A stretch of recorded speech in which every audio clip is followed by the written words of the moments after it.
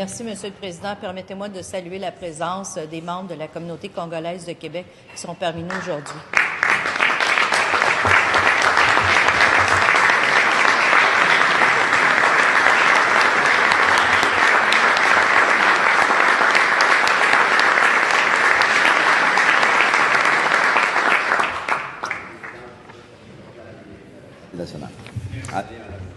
Depuis 1996, la République démocratique du Congo, et plus particulièrement les régions de l'Est du pays, subissent un conflit armé permanent, pour lequel ce sont les populations civiles qui en paient au jour le jour les conséquences.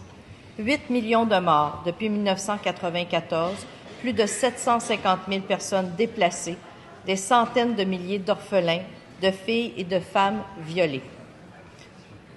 Le Congo-Kinshasa est en proie à un drame humanitaire et sanitaire. Mais c'est l'histoire d'un massacre qui intéresse malheureusement trop peu. Ce conflit dramatique provoque des déplacements forcés des populations, des viols de masse, des pillages et la détérioration des liens intercommunautaires. Tout ça dans le silence de la communauté internationale. Ce matin, notre motion vise à mettre au jour ce conflit.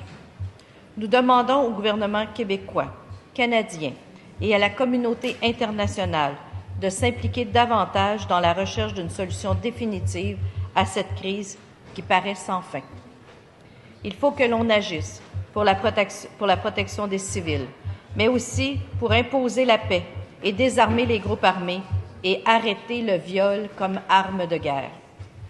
Les enfants et les femmes portent l'avenir de ce pays. Sortons du silence, agissons pour que cesse ce massacre.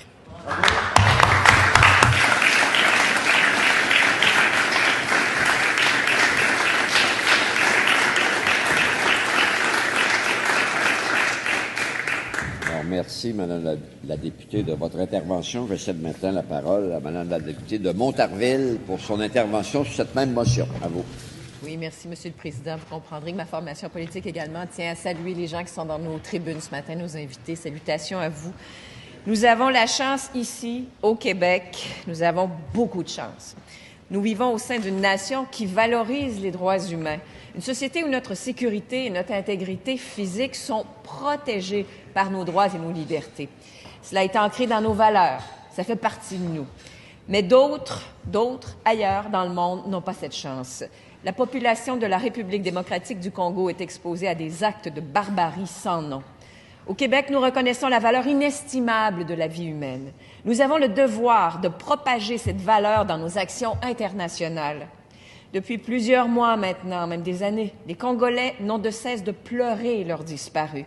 Des groupes armés envahissent soudainement des villages, commettent leurs atrocités et s'en vont laissant terreur et carnage dans leur sillage. En mars, nous apprenions que même certains campements humanitaires qui tentent désespérément de venir en aide aux populations éprouvées devaient être abandonnés. Ces installations jugées trop dangereuses